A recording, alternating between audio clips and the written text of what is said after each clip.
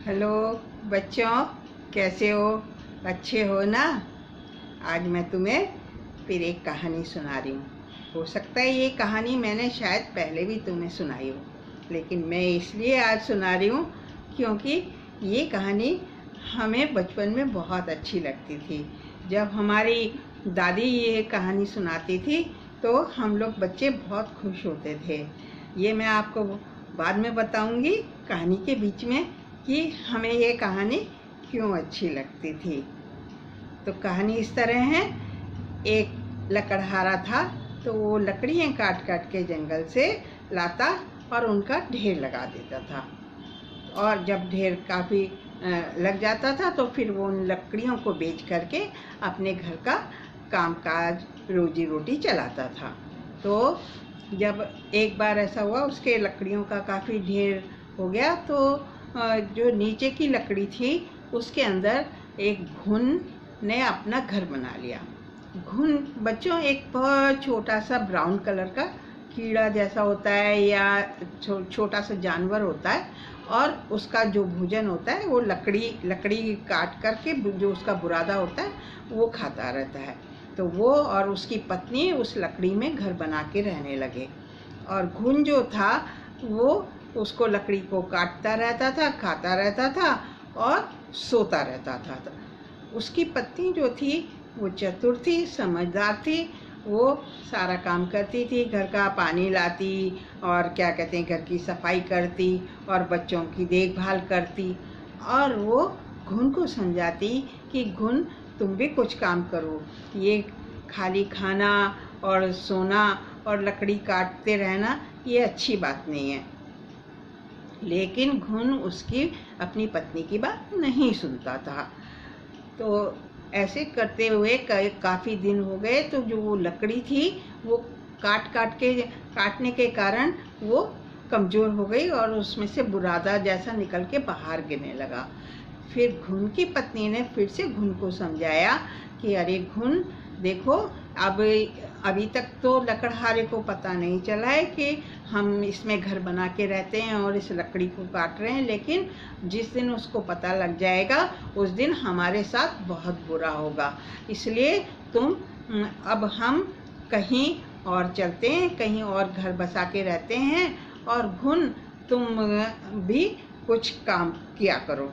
और फिर भी घुन ने नहीं सुनी घुन्नी की बात, और कई बार घुन्नी जो थी वो उसको समझाने की कोशिश करती और कहती, अरे घुन कुछ सुन, अरे घुन कुछ सुन, अरे घुन कुछ सुन।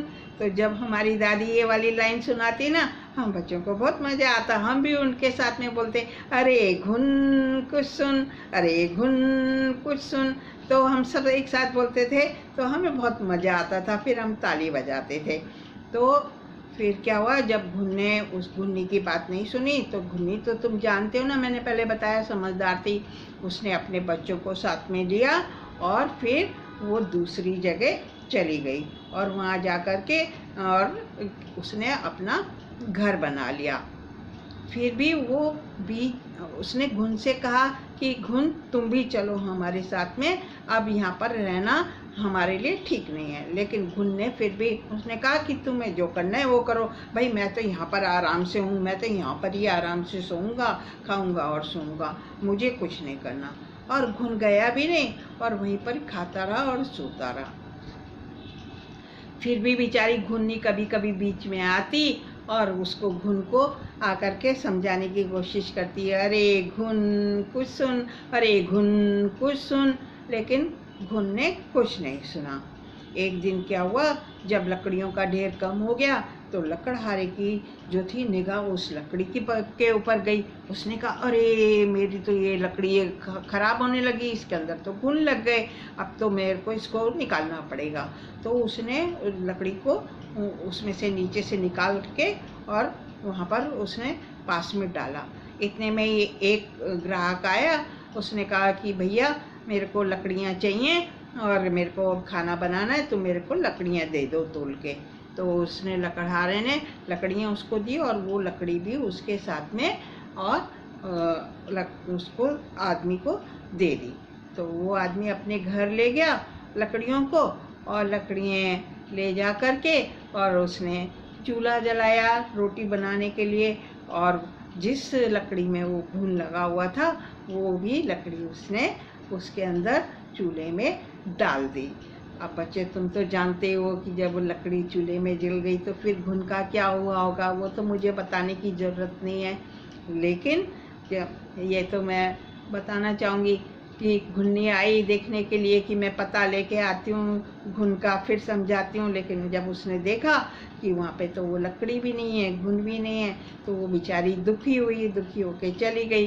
फिर उसने जा कर के अपने बच्चों को समझाया कि बच्चों देखो, ज़्यादा सुस्त होना, आलसी होना अच्छी बात नहीं है, और समय पे समझदारी से काम करना। जब तुम बड़े हो गए तुम अपने पिता घुन की तरह ऐसे मत करना कि नहीं, आलसी मत बनना, और तुम बहुत होशियार बच्चे बनना।